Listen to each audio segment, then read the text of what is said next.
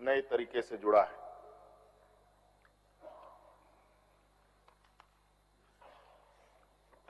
31 तारीख रात को देश में पहली बार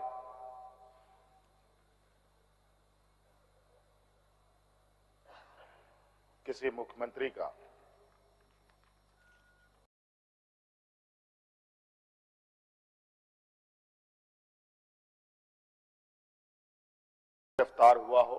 गिरफ्तारी हुई हो मेरे संज्ञान में नहीं है।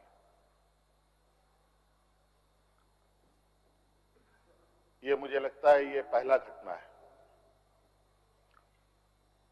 और मुझे लगता है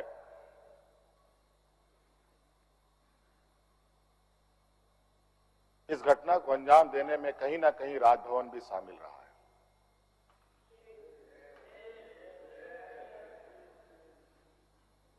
और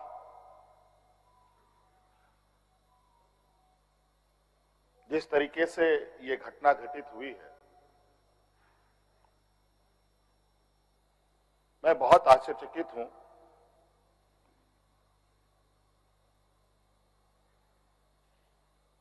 इसलिए कि मैं एक आदिवासी वर्ग से आता हूं। नियम, कायदे, कानून की जानकारी का थोड़ा अभाव रहता है। बौद्धिक क्षमताएं अभी हमारे विपक्ष के बराबर हम लोगों की नहीं है, लेकिन सही गलत की समझ तो हर इंसान भी रखता है, हर जानवर भी रखता है।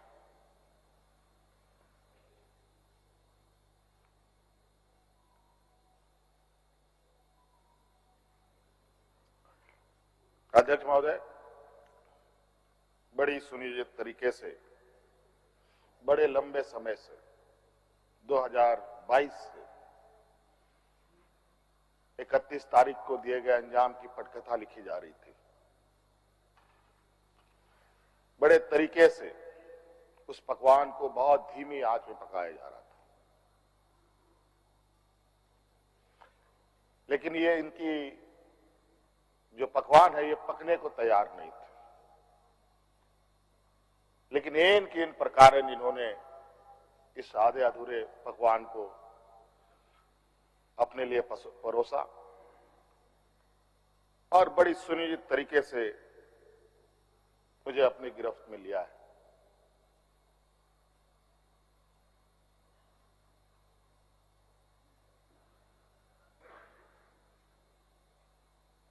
और आज कहीं ना कहीं ऐसा लगता है अध्यक्ष महोदय कि बाबा भीमराव अंबेडकर जी का जो सपना था कि सभी जात धर्म के लोग एक समान प्लेटफॉर्म पे आए, एक बराबरी और एक साथ चले, मुझे लगता है कि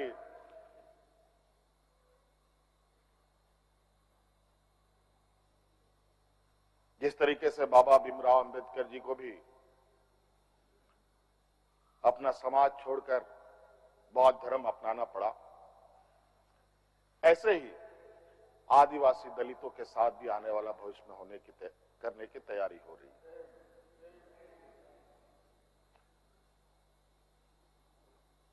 बड़ा सुनियोजित तरीके से अनेकों कालखंड को देखेंगे अध्यक्ष महोदय, जो इन आदिवासी दलित पिछड़े अल्पसंख्यक के ऊपर अत्याचार हुए हैं, वो अत्याचार अध्यक्ष महोदय नए नए चेहरे, नए नए शक्ल, नए नए रूप में दिखते रहे हैं। आज उसी का जीता जागता उदाहरण 31 जनवरी को देखने को मिला है।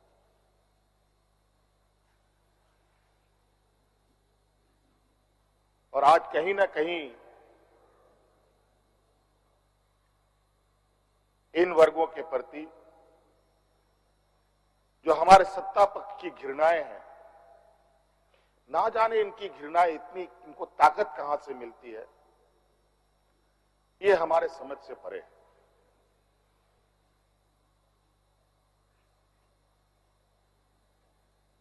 इतनी घृणा, इतना द्वेष का के प्रति है इनका, आदिवासी दलितों के प्रति, कि आपको इससे अंदाजा होगा कि इन्हीं के पाले हुए तंत्र ये कहते शर्माते नहीं कि जंगल में थे तो जंगल में ही इनको रहना चाहिए। हम जंगल से बाहर आ गए, इनके बराबर बढ़ गए तो इनकी कपड़े मैले होने लगते हैं। ये हमें अछूत दिखते हैं।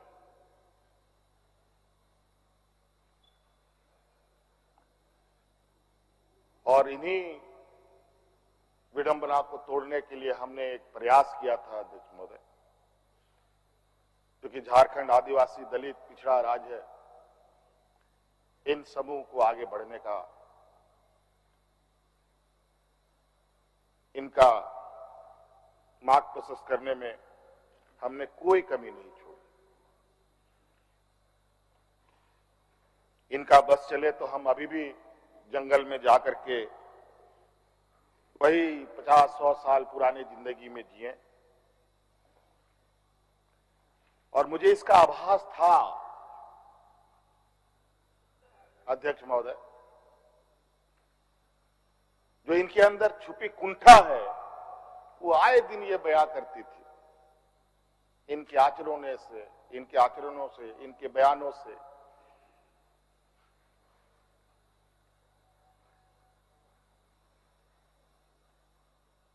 लेकिन हमने हार नहीं मानी है अध्यक्ष महोदय।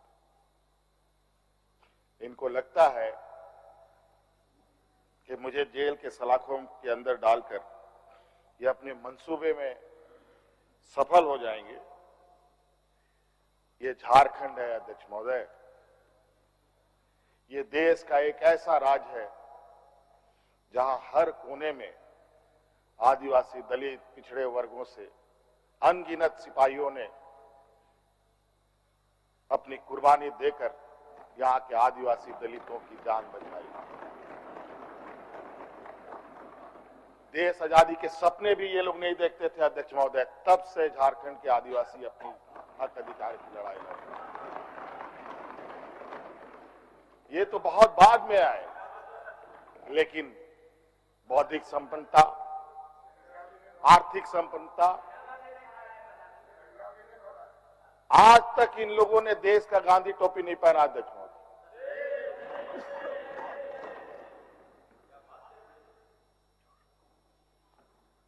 अध्यक्ष महोदय, ईडी, सीबीआई, इनकम टैक्स,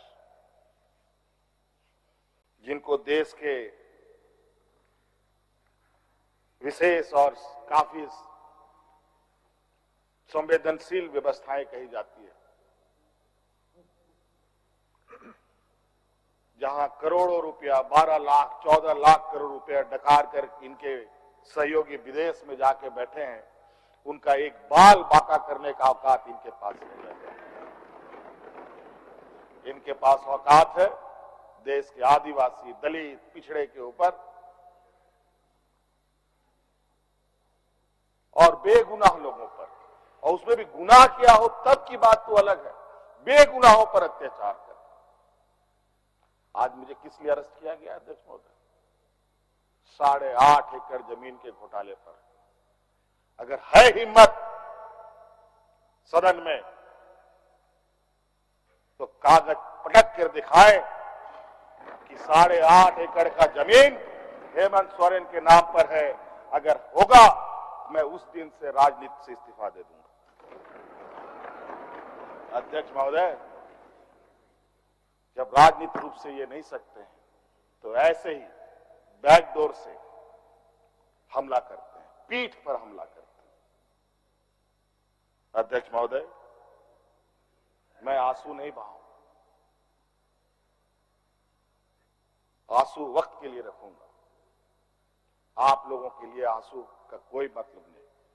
आदिवासी दलितों का, पिछड़ों का, आदिवासी के आंसुओं का कोई मोल नहीं। वक्त आने पर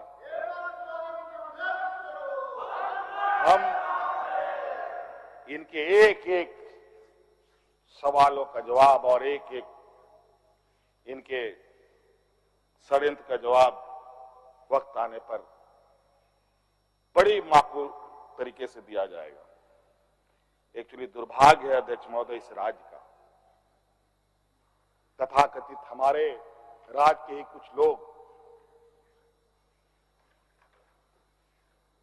जो ऐसे सामंती विचार वाले के चरणों में जाकर के झुककर उनकी सेवा और पूजा अर्चना में लगे,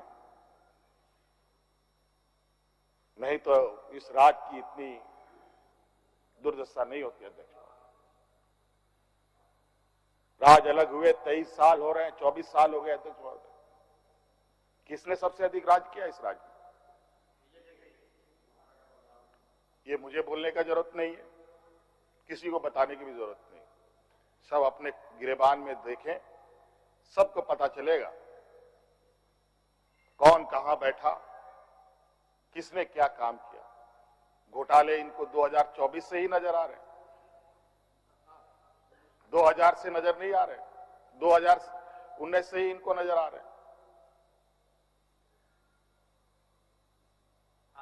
आज ये नहीं चाहते अध्यक्ष महोदय, देश का आदिवासी, दलित, पिछड़ा, अल्पसंख्यक देश के सर्वोच्च स्थान पर पहुंचे। ये नहीं चाहते कि ये जज बने, ये नहीं चाहते ये आईएएस आईपीएस बने, ये नहीं चाहते ये राजनेता बने। इन्हीं के साथ बैठे लोग हैं। इन लोगों ने भी आदिवासी नेता बनाया था मुख्यमंत्री। बता दीजिए इन कितने आदिवासियों ने 5 साल पूरे किए। और मुझे पता था कि मुझे भी 5 साल पूरा करने में रोड़े अटकाएंगे, और नतीजा ये हुआ आखिरी सांस तक कुछ भी करो 5 साल पूरा नहीं होना चाहिए, रिकॉर्ड में नहीं लिखना चाहिए, रजिस्टर में नाम नहीं आना चाहिए। बस यही अध्यक्ष महोदय, हम लोगों ने सर झुकाकर चलना नहीं सीखा। यही खासियत है आदिवासियों। लेकिन होता है कि सरसों में ही भूत है तो सारा भूत भागेगा का, माफ कीजिएगा, सरसों में ही भूत है तो भूत भागेगा का। यहां कुछ भूत ऐसे भी हैं जिसकी वजह से ये कठिनाइयों का सामना करना पड़ता है। बहुत प्रयास हुआ, जब जब हम लोगों ने अलग राज्य का परिकल्पना किया तब भी इन लोगों ने हंसी उड़ाई कि आदिवासी लोग अलग राज लेगा। जब हम सत्ता में आए, आदिवासी सत्ता चला पाएगा, कुछ दिनों में गिर जाएगा। मैं हवाई जहाजों में चलता था अध्यक्ष महोदय, उसमें भी इनको तकलीफ। मैं 5 स्टार होटलों में रुकता था, उसमें भी इनको तकलीफ। मैं BMW कार में घूमता हूं, उसमें भी इनको तकलीफ।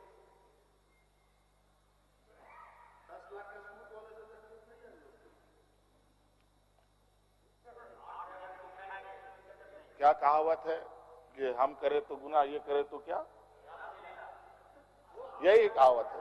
खैर छोड़िए अध्यक्ष महोदय, बड़ा विचित्र स्थिति है अब जो स्थिति दिखाई दे रहा है अध्यक्ष महोदय। कुल मिलाकर झारखंड के परिप्रेक्ष्य के अलावा पूरे देश के पैमाने में अब आदिवासी, दलित, पिछड़ा, अल्पसंख्यक सुरक्षित नहीं।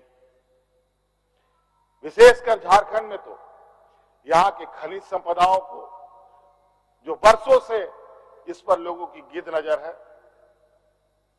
और आगे भी रहेगी। ये तो हम थे अध्यक्ष महोदय, ये बहुत फूक फूक करके उनको आगे बढ़ना पड़ता था। ये खुला दरवाजे की आदि हो चुके हैं, इनको कोई रोक टोक नहीं कर सकता। जो इनके सामने आएगा वो इसी तरीके के अंजाम से उसको गुजरना पड़ेगा। और इनको लगता है ऐसे अंजाम देने से झारखंड के लोग घबरा जाएंगे।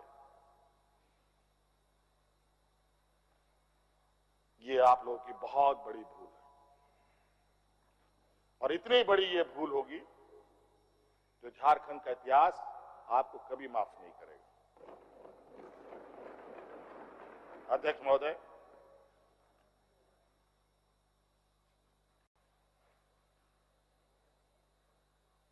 आज जो षड्यंत्र का पैमाना है वो इस कदर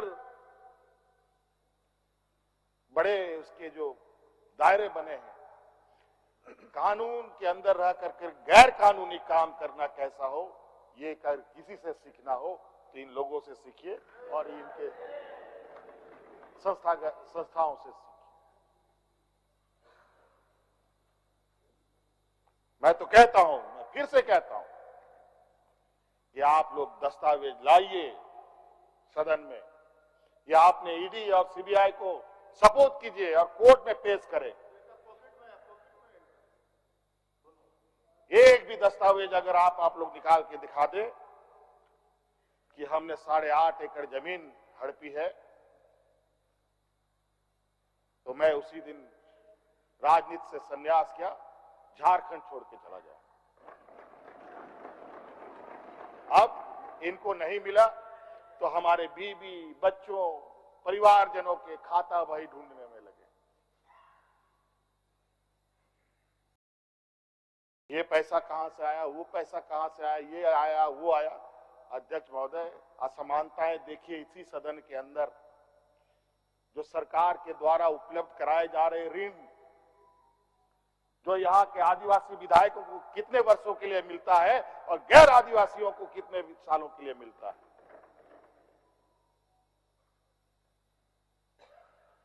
इस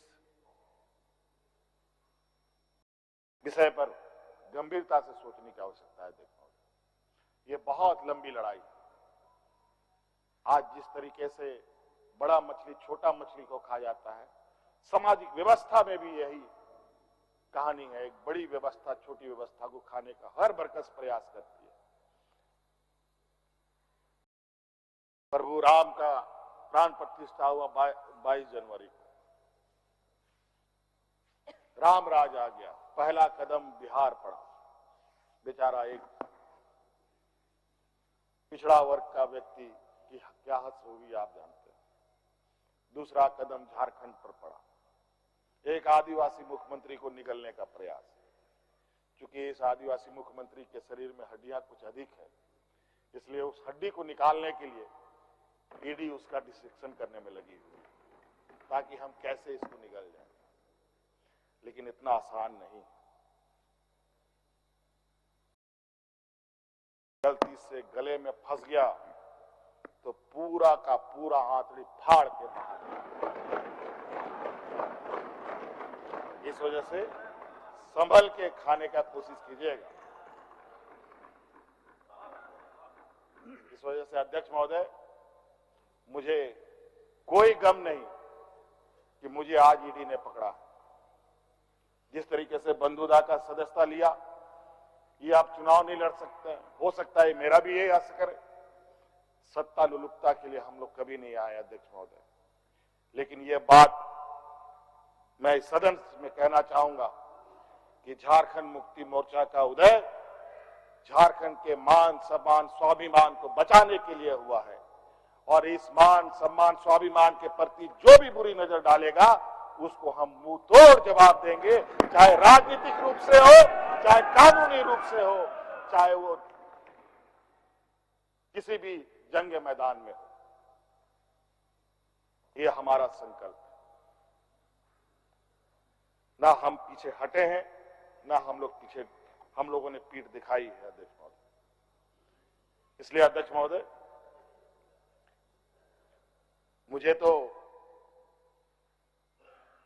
कोर्ट का आदेश है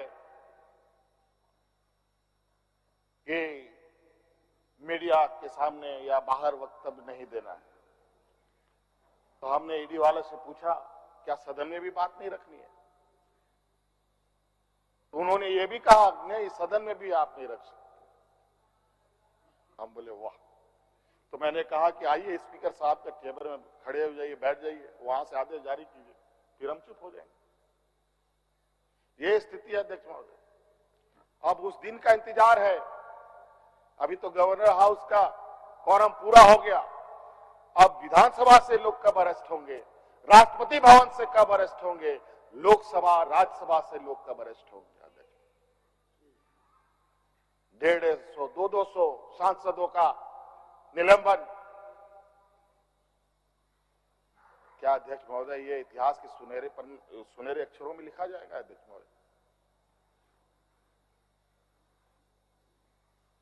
बड़ी विचित्र स्थिति देश में।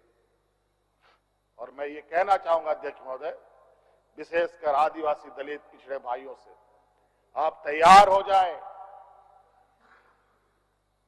अब शोषण की एक नई परिभाषा गढ़ने जा रही है। अगर अपने आप को आपने कमजोर किया तो आने वाली पीढ़ी कभी माफ नहीं करेगी। तो अध्यक्ष महोदय, राज्यपाल महोदय आए और 32 पेज का इन्होंने अभिभाषण पढ़ा।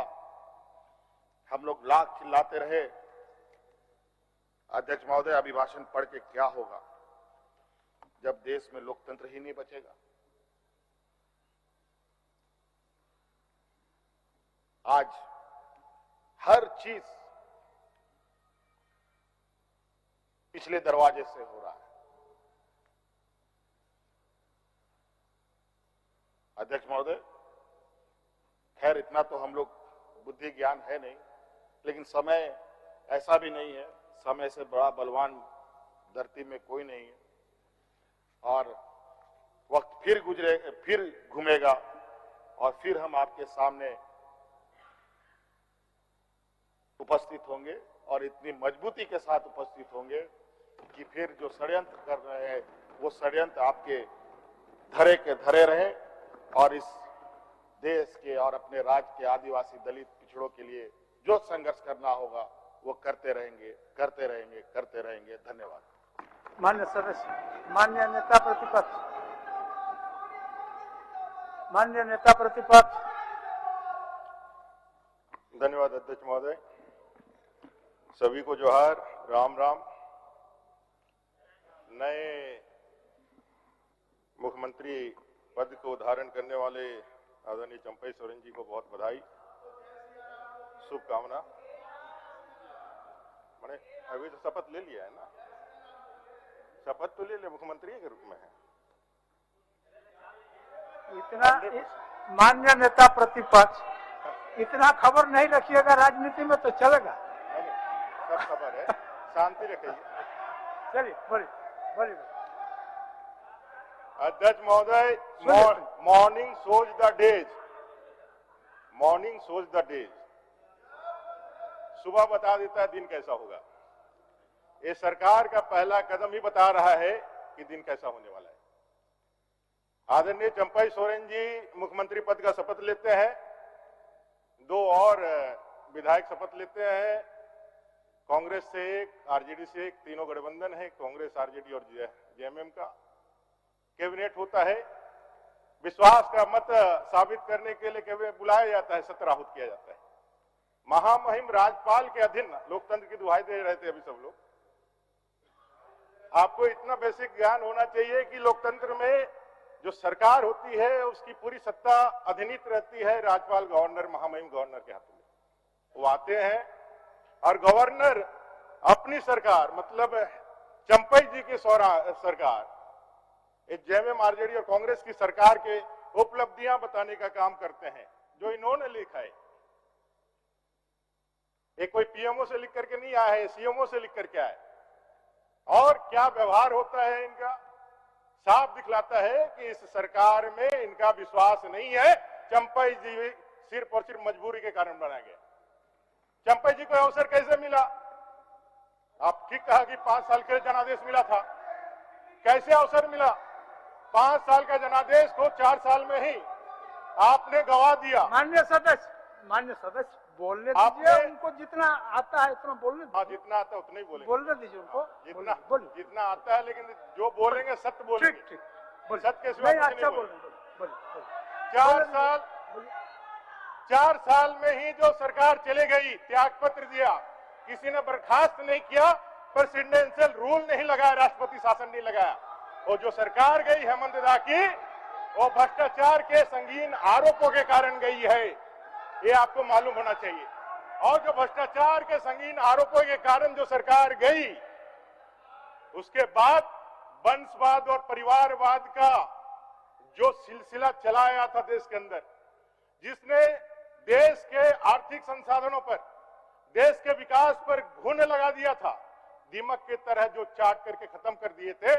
आदरणीय नरेंद्र भाई मोदी जब से प्रधानमंत्री बने, एक पिछड़ा का बेटा एक चाय बेचने वाला प्रधानमंत्री बनता